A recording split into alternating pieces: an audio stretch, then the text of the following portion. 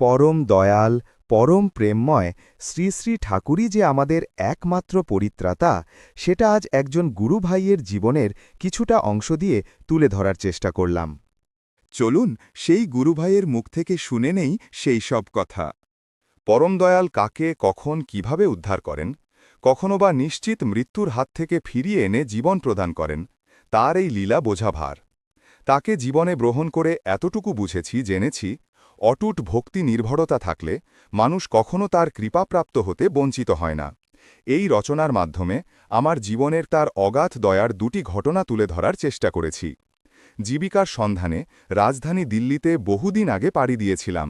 তখন ঘর ভাড়া নিয়ে থাকি, সৎ কাজ নিজে করি, আবার ডিউটি করতে হয়। আমার পরিবারের লোকদের দাবি ছিল বিয়ে করে সংসারী হই, তাতে ঘর আর বাইরের কাজ দুজনের মধ্যে ভাগ হয়ে জীবনের ভারসাম্য এসে যাবে। এ সময় কিছু আমার কাছে প্রস্তাবটা গ্রহণযোগ্য মনে হয়নি।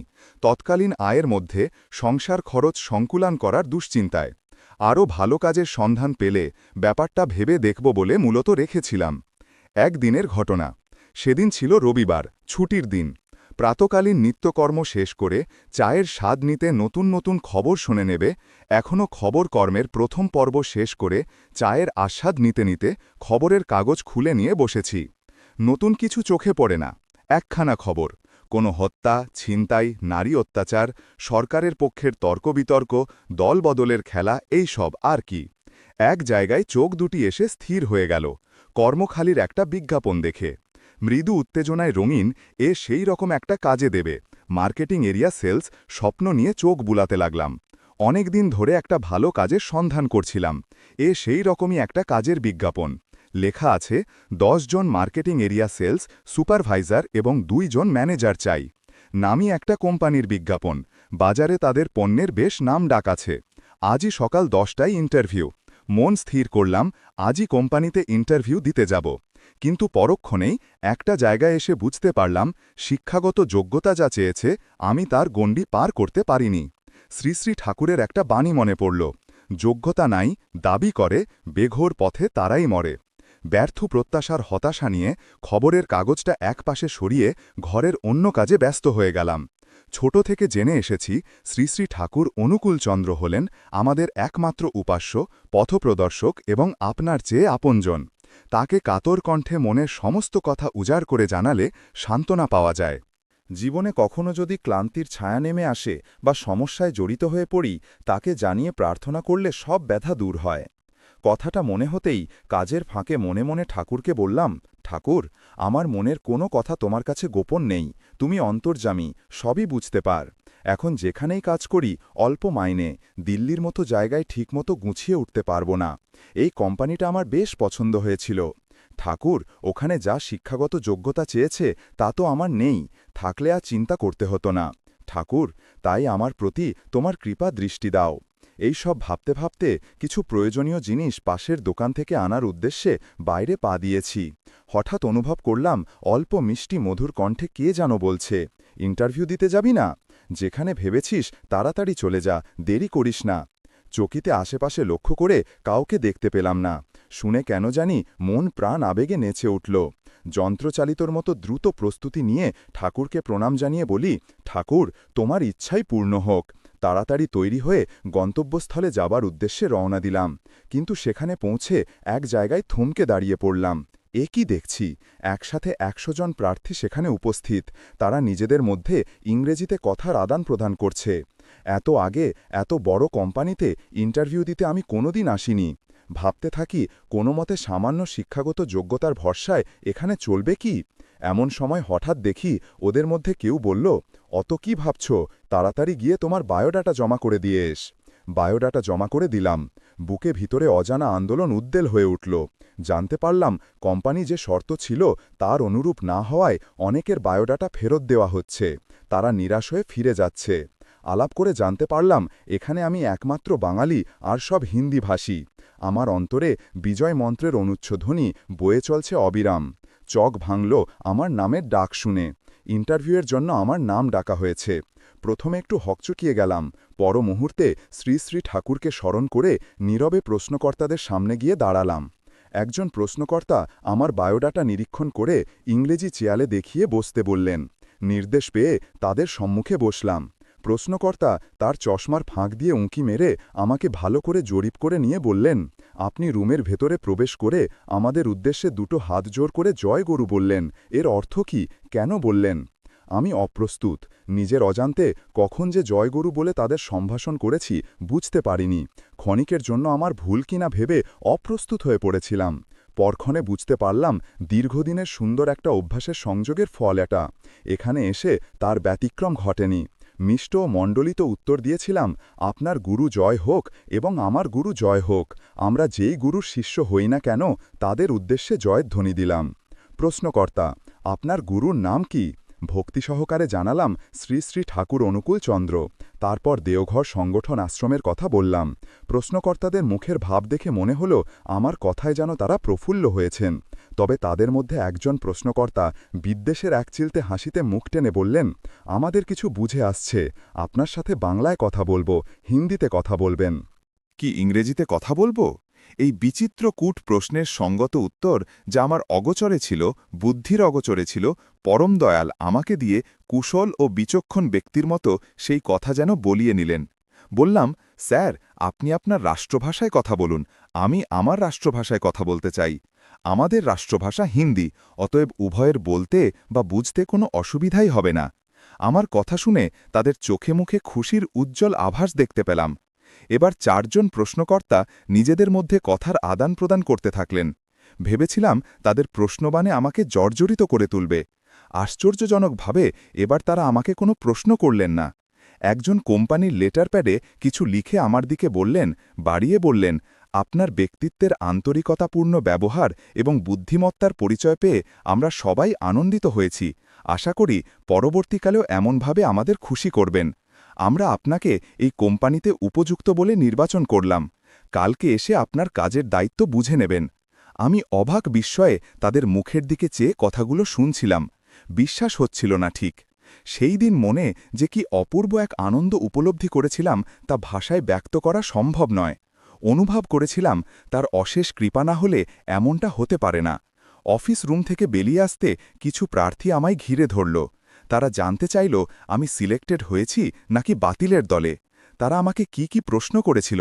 আমি আনন্দ উচ্ছ্বাসে আত্মহারা হয়ে হাসতে হাসতে কোম্পানির দেওয়া লেটার দেখিয়ে উদ্বেল কণ্ঠে বললাম, এই দেখো আমার জয়নিং লেটার। যারা আমাকে ঘিরে রেখেছিল তারা কিছুটা বিস্ময় হয়ে জিজ্ঞাসা করল, কোম্পানিতে তোমার কেউ জানাশোনা আছে নাকি? তাদের জানালাম, না, আমার সাথে আমার গুরুজি সহায় ছিলেন, তারই অশেষ কৃপায় চাকরিটা পেয়ে গেলাম। জানি না তারা আমার কথায় কি বুঝল, শুধু বিস্মিত হয়ে আমার যাবার পথের দিকে চেয়ে রইল। ডিগ্রি না থাকায় যে চাকরির আশা আমি ছেড়ে দিয়েছিলাম, পরম দয়ালের অযাচিত করুণাধারা বর্ষিত হয়ে চাকরি পাইয়ে দিল। ক্রমে কোম্পানির একজন নির্ভরযোগ্য কর্মী হয়ে উঠলাম। মার্কেট সার্ভের জন্য কোম্পানি দিল গাড়ি, ড্রাইভার এবং 2 জন সহযোগীও পেলাম। বিভিন্ন শহরে আমাকে মার্কেট সার্ভের জন্য যেতে হতো। একবার আমাকে টিম নিয়ে ঝাঁসি যেতে হয়। দেশের ঐতিহাসিক শহরের ঝাঁসি যেতে হয়। উত্তরপ্রদেশের ঐতিহাসিক শহর ঝাঁসির কথা ছোটবেলায় ইতিহাসে পড়া। ঝাঁসির রানী লক্ষ্মীবাইয়ের বীরত্বের কাহিনী কে না জানে। এখানে এলে তার সত্যতার প্রমাণ পাওয়া যায়। এখনও সেই দুর্গ অটলভাব দাঁড়িয়ে রয়েছে, যেন জানাচ্ছে, বীর হও, স্থির হও, সাহসী হও। অন্যায়ের কাছে মাথা নত করো না, নিজের মাতৃভূমিকে ভালোবাসতে শেখো। ঝাঁসি শহরে 7 দিন এক হোটেলে থেকে সব কাজ সেরে এবার অন্যত্র যাবার পালা। গাড়ি নিয়ে বেরিয়ে পড়লাম। তো আকাশের নিচ দিয়ে যেতে যেতে চোখে পড়েছে কত গ্রাম, রাস্তার দুপ্রান্তে প্রসারিত মাঠে সজীব শস্যের সমারোহ। যতই এগিয়ে যাই ততই সুন্দর নয়নাভিরাম রূপ চোখে ধরা পড়ে। কিছুদূর যাবার পর ভূপ্রকৃতি যেন বদলে গেল। রাস্তার দুপাশে পড়েছে সবুজ ঝোপঝাড়ে আবৃত উঁচু নিচু টিলার সারি। তারাই কোল ঘেঁষে পিচ ঢালা পথ দিয়ে ড্রাইভারের অভিজ্ঞ হাতের চালনায় গাড়ি ছুটে চলেছে। যতই এগিয়ে চলেছি প্রকৃতির সুন্দর দৃশ্যগুলো যেন সম্মোহিত তুলেছে। কত বিচিত্র ধরনের পাখি, তাদের মিষ্টি মধুর কলতান, অপরিচিত মাতালকারা বন ফুলের গন্ধ। তার দুপাশে গাছপাড়াগুলো যেন মনে হয় ঘাড় দুলিয়ে দুলিয়ে আমাদের স্বাগত জানাচ্ছে। কালো মেঘের ওড়নার ফাঁক দিয়ে সূর্যের লুকোচুরির খেলা। প্রকৃতির সেই অপূর্ব নিসর্গ শোভা মনকে স্নিগ্ধ প্রশান্তিতে ভরিয়ে দেয়। কবিগুরুর ভাষায় বলতে ইচ্ছে করে, মরিতে চাহি না আমি সুন্দর ভুগনে, মানুষের মাঝে আমি বাঁচিবারে চাই। হেই সূর্য করে এই পুষ্পিত কাননে জীবন্ত হৃদয়ে যদি স্থানও পাই। শহরে প্রবেশ করলে বাড়িঘর ছাড়া আর কিচ্ছু চোখে পড়বে না। ড্রাইভারকে বললাম, গাড়ি রাস্তাটার একপাশে একটু দাঁড় করাও, দেখে তৃষ্ণা জোড়াই। আমার কথা শুনে একেবারে আতকা উঠল। স্বতন্ত্র কণ্ঠে বলল, কি বলছেন? আপনি জানেন আমাদের গাড়ি কোন রাস্তা ধরে যাচ্ছে? অনভিজ্ঞতা প্রকাশ করে বললাম, না, আমার জানা নেই। ড্রাইভার তো চাপা গলায় বলল, এটা চম্বল এলাকা, তারই মধ্য দিয়ে আমাদের গাড়ি যাচ্ছে। নাম শুনে আতঙ্কের একটা ঠান্ডা শিহরণ আমার মেরুদণ্ড দিয়ে নিচে নেমে গেল। এই চম্বলের কত লোমহর্ষক গল্প শুনেছি। এখানে দস্যুরানী ফুলন দেবীর ঘাঁটি। এতক্ষণ বেশ ভাবুক মন নিয়ে সুন্দর প্রকৃতির দৃশ্য কল্পনার ক্যানভাসে কত আঁকিবুকি করে কাটাচ্ছিলাম। মনে হচ্ছে যেন আমরা রাস্তা ভুল করে মায়াবী দস্যু অরণ্যে প্রবেশ করেছি। পূর্ব দিগন্তে চোখ যেতে আটকে উঠলাম। কত কালো মেঘ আকাশপথে আমাদের পানে যেন ধেয়ে আসছে। আর কোনো ঝুঁকি না নিয়ে ড্রাইভারকে বললাম, ভালো বুঝছি না, এই জঙ্গলপথ থেকে তাড়াতাড়ি বের করে চলো। কিন্তু সেই যে প্রবাদ বাক্য আছে না, যেখানে বাঘের ভয় সেখানে সন্ধ্যা হয়। তখনই আকাশ প্লাবিত করে শুরু হল প্রবল বর্ষণ। এমন বিপদবহুল পরিস্থিতিতে গাড়িটা চলতে চলতে ইঞ্জিন হঠাৎ বন্ধ হয়ে গেল। অনেক চেষ্টা করেও গাড়ি কোথাও কি খারাপ হয়েছে বুঝতে পারা গেল না। এই দুর্যোগের মধ্যেও এই অঞ্চলে গাড়ির মিস্ত্রি পাওয়া চিন্তা বাতুলতা ছাড়া আর কিছু না। যতদূর দৃষ্টি যায় ছোট বড় টিলা, ঘন জঙ্গল, রাস্তার দুই পাশে গভীর খাদ। কোথাও কিছু চোখে পড়ে না। মাঝে মধ্যে রাস্তার দুদিক থেকে এক দুটো গাড়ি আমাদের পাশ দিয়ে চলে যাচ্ছে বটে, কিন্তু সাহায্যের জন্য হাত দেখালে কেউ সহানুভূতি দেখে গাড়ি থামিয়ে এগিয়ে আসছে না। বোধহয় সাহায্যের প্রার্থীর ছদ্মবেশে ডাকাত বা ছিনতাইকারী দলের হাতে লুণ্ঠিত হওয়ার ভয়। এই সংকটময় মুহূর্তে জঙ্গলপথ থেকে বেরোবার আর কোনো উপায় নেই বুঝতে পেরে ভীষণভাবে আতঙ্কিত হয়ে মুষড়ে পড়লাম। আমাদের চোখের সামনে বিকাল গড়িয়ে সন্ধ্যের অন্ধকার হতে হতে নিঝুম অন্ধকারে পরিণত হল। তার বুক চিরে কিছুই ঠাহর করা যায় না।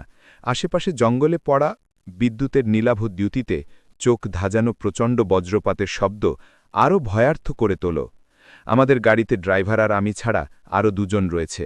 ঝড় বৃষ্টি, রাতের অন্ধকারের চাইতে দস্যু কিংবা বুনো হিংস্র জানোয়ারের সম্মুখে মৃত্যু, এই আতঙ্ক তাদের জীবিত অবস্থাতেই আদমরা করে ফেলেছে। আর কোনো আশ্বাস তাদের ভরসা দিতে পারে না। মানসিক অবস্থা দেখে নিজেকে যেন খুব অসহায় বলে অনুভব করলাম। ছোটবেলায় ঠাকুরের বাড়ির বড় নাট্যমণ্ডপে পূজ্যপাত শ্রী শ্রী বড়দার সামনে বসে শ্রদ্ধেয় ননীগোপাল চক্রবর্তী দার একটি গানে বেশ প্রভাবিত হতাম। অমৃতের এই পুত্র তোরা করতে পারিস বিশ্বজয়, পারব না বলে মানবি কেন পরাজয়। গানটার কথা মনে পড়তে সাহস জাগিয়ে স্থির করলাম, না, অরণ্যে রোদন বা ভেঙে পড়লে চলবে না, পথ বের করতে হবে। মনে মনে শ্রী শ্রী ঠাকুরের মহামৃত্যুঞ্জয় মন্ত্র জপ করতে লাগলাম। হঠাৎ আমার এক সহযোগী এক কাণ্ড করে বসল। জড়িয়ে ধরে বলল, আপনার গুরুজি পারেন না আমাদের রক্ষা করতে? যখন থেকে আপনার সাথে বাইরে ঘুরে ঘুরে কাজ করেছি, নিত্য দেখেছি সকালে উঠে আপনি পাঠ পূজা করেন। আপনার গুরুজির সম্বন্ধে আমাদের কাছে তার লীলার কথা বর্ণনা করেছেন। শুনে আমরা প্রেরণা ও পুলক অনুভব করতাম। ওনার কৃপায় অনেক প্রাণের প্রাণ রক্ষা হয়েছে। একবার দয়া করে আমাদের জন্য প্রাণ রক্ষার প্রার্থনা করুন, আমরা যেন ভালোভাবে বাড়ি ফিরে যেতে পারি। তাকে আরও নিবিড়ভাবে বুকে টেনে নিয়ে সান্ত্বনা দিয়ে বললাম, নিশ্চয়ই তিনি আমাদের এই বিপদ থেকে রক্ষা করবেন। আমরা মূঢ় মানুষ, অজ্ঞানতার বেড়াজালে আটকা পড়ে দিগ্ভ্রান্ত। তাকে বুঝতে না পারাই আমাদের অন্ধকার জীবনের কালরাত্রি। অগাধ বিশ্বাস রাখো, তার দেখানো পথে ঠিক ঠিক চললে যতই গ্রহদোষ, বিপত্তি, ঝড় তুফান আসুক না কেন, আমার দৃঢ় বিশ্বাস তিনি আমাদের রক্ষা করবেন। তার দয়া হতে কেউ বঞ্চিত হব না। এ অবস্থায় ভেঙে পড়লে চলবে না। এই ঘন জঙ্গল, বৃষ্টি রাত, আজ এখানে রাত কাটাতেই হবে। আমাদের এখন উচিত রাস্তার ওপর থেকে গাড়ি ঠেলে কাঁচা রাস্তার একপাশে নিয়ে আসা। আমার কথাতে সবাই সম্মতি জানালো। বললাম, আমরা সবাই গাড়ির ভেতরে বসে যে যার ইষ্টনাম জপ করব। গাড়ির কাজ বন্ধ করে দাও, কেউ আলো দিও না, আর এতে বোধহয় আমাদের কেউ দেখতেও পারবে না, এবং বন্য জীবজন্তুর আক্রমণের সম্ভাবনা থেকে আমরা রক্ষা পাব। এই পরিস্থিতিতে আমার মনে হয় এটাই সঠিক হবে। সকাল হলে অন্য কোনো চিন্তা করা যাবে।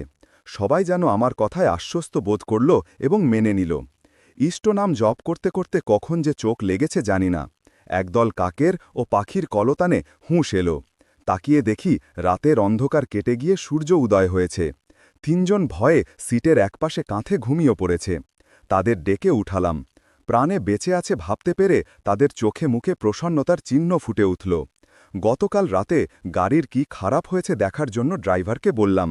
সে কথা মতো গাড়ি স্টার্ট করার চেষ্টা করাতেই গাড়ির চলতে শুরু করল। আশ্চর্য ব্যাপার না? ঠাকুরকে স্মরণ করে বললাম, দয়াল, তোমার মহিমা বোঝা ভার। আমরা আবার বৃষ্টি ভেজা চকচকে পথ ধরে গন্তব্যস্থলার উদ্দেশ্যে রওনা দিলাম। চম্বলের সীমানা শেষ হতে আবার এক বিপর্যয়ের সম্মুখীন হতে হল। এত আকস্মিকভাবে ঘটল যে কিছু করার উপায় ছিল না। পিচের রাস্তার উপরে চরকির মতো গাড়িটা ঘুরতাক খেতে লাগল। ড্রাইভার প্রাণপ্রণে স্টিয়ারিংয়ের নিয়ন্ত্রণ রাখার চেষ্টা করেও পারছে না। ভয়ানক আতঙ্কের সৃষ্টি হল। গাড়ির ভেতরে আর্তনাদ শুরু হয়ে গেল। সেই মুহূর্তে মনে পড়ল আমি চিৎকার করে বলেছিলাম, ঠাকুর রক্ষা করো, ঠাকুর রক্ষা করো। ঘুরপাক খাওয়া অবস্থায় গাড়িটা একটা গাছে ধাক্কা খেল এবং ইঞ্জিন বন্ধ হয়ে গেল। ওই অবস্থায় কতক্ষণ ছিলাম তা ঠিক বলতে পারব না। গাড়ির সামনে একটা দিক যেন ধীরে ধীরে কাত হয়ে যাচ্ছে। দয়ালের বিশেষ কৃপায় আমাদের কারো কোনো বড় ক্ষতি হয়নি। আমাদের কারোর তেমন গভীর চোট লাগেনি। তবে শরীর অনেক খেতে গিয়ে রক্ত ঝরছে। সে অবস্থায় হড়হড়ি করে গাড়ি থেকে নেমে চেয়ে দেখি রাতের বৃষ্টির জন্য মাটি নরম হয়ে গাড়ির চাকার ভারে কিনারার মাটি খসে প্রায় ১৫০ ফুট গভীর খাদের একদিকে কাত হয়ে যাচ্ছে। সবাই চমকে উঠলাম। গাড়িতে রাখা লোহার রড আর দড়ি বের করে ঠাকুরকে স্মরণ করে নিয়ে আসলাম। ইঞ্জিনের কোনো ক্ষতি হয়নি, গাড়িটা ঘুরপাক খাচ্ছিল। দেখি রাস্তার উপরে অনেকটা জায়গায় জোরে তেল জাতীয় কোনো পদার্থ ছড়িয়ে রয়েছে। বৃষ্টির জলে আরও তৈলাক্ত ও পিছলো হওয়ার ফলে গাড়ির ওই রকম ঘুরপাক খাচ্ছিল। সবার শরীর ভেঙে পড়ছিল। আমরা একটা গাছের নিচে বসে কিছুক্ষণ বিশ্রাম নিলাম। ফুরফুরে হাওয়া আমাদের দেহের ক্ষতস্থানের উপর মমতার শীতল স্পর্শ বুলিয়ে নিয়ে শরীরের ক্লান্তি যেন অনেকটা দূর করে দিল। একটু বোধ হওয়ার পর আমরা গাড়ি নিয়ে রওনা দিলাম। গতকাল থেকে পেটে কিছু পড়েনি। খিদের জ্বালায় পেট চুঁ চুঁ করছে। বেশ কিছুক্ষণ যাবার পর রাস্তার পাশে কিছু দোকানপাট দেখে একটি দোকানের সামনে গাড়ি দাঁড় করালাম। আমাদের এবং গাড়ির অমন ক্ষতবিক্ষত অবস্থা থেকে আশ্চর্য হয়ে দোকানদার জানতে চাইল, আমাদের এমন অবস্থা কেমন করে হলো। দোকানদারই নয়, সেখানে আমাদের অবস্থার কথা জানার জন্য অনেক মানুষের ভিড় জমে গেল। কাল থেকে আজ পর্যন্ত যা ঘটেছে সব বিস্তারিত জানালাম। সব শুনে তারা যা বলল, আমরা একেবারে স্তবিত হয়ে গেলাম। দোকানদার জানালো, জঙ্গলের রাস্তার উপর জঙ্গলের ডাকাতেরা এমনভাবে তেল জাতীয় পদার্থ ফেলে রাখে পথে, অচেনা মানুষ বুঝতে না পেরে অমন পিছল পথে দুর্ঘটনার কবলে পড়ে। এই সুযোগে তারা সর্বস্ব লুটে নেয়, আর বিরোধ করলে তাদের মেরে ফেলে। স্থানীয় লোকেরা বলাবলি করতে লাগল, আপনারা খুব ভাগ্যবান, সেরকম কিছু হয়নি। তারাই আমাদের কাছে একটি হাসপাতাল নিয়ে গিয়ে ডাক্তার দেখিয়ে ফার্স্ট এড ইত্যাদি ব্যবস্থা করল। চিকিৎসা করাতে করাতে আগের রাত থেকে ঘটে যাওয়া ঘটনাগুলোকে নিয়ে চিন্তা করতে লাগলাম। রাতে নিয়তি আমাদের ডাকাতের পাতা ফাঁদের দিকে টেনে নিয়ে আসছিল। অনিবার্যভাবে আমরা ডাকাতের আক্রমণের শিকার হয়ে আহত বা নিহত হতে পারতাম, কিন্তু করুণাময় পরিত্রাতা যিনি অলক্ষ্যে থেকে সর্বদা আমাদের রক্ষা করে চলেছিলেন, তারও ইচ্ছায় পথিমধ্যে প্রবল বর্ষণ শুরু হওয়ায় মাঝপথে থামতে বাধ্য হলাম। বর্ষণের সৃষ্টি করে মাঝপথে গাড়ি থামিয়ে দিয়ে দয়াল ঠাকুর তার বরাভয় হস্ত প্রসারিত করে বিপর্যয়ের কবল থেকে আমাদের আগলে রাখলেন হয়তো, নইলে হয়তো আজকে সূর্যোদয় দেখা হতো না, হয়তো আজকে সূর্যোদয়ই দেখা হয়ে উঠত না। অচেনা বান্ধবহীন এলাকায় অনুভব করলাম পরম দয়াল প্রতি মুহূর্তে আমাদের সাথে থেকে আমাদের রক্ষা করে চলেছেন। দয়ালের অসীম করুণায় অজান্তি আমার দুঃখ চোখ বয়ে অস্ত্রধারা গড়িয়ে পড়তে লাগল। অবনত মস্তকে নতজানু হয়ে তার শ্রীচরণ যুগলে কোটি কোটি প্রণাম জানালাম। দুর্দান্ত জঙ্গল চম্বল আমার বুকে তার করুণার সুখ স্মৃতি হয়ে চিরস্মরণে হয়ে রইল। সবাইকে জয়গুরু। যদি আলোচনাটুকু আপনাদের হৃদয়ে একটুকু হলেও স্পর্শ করে যায়, তাহলে চ্যানেলটি সাবস্ক্রাইব করে একটি লাইক ও কমেন্টে জয়গুরু লিখবেন। শ্রী শ্রী দয়াল ঠাকুরের অপার করুণা সবার উপর বর্ষিত হোক এই কামনা করি।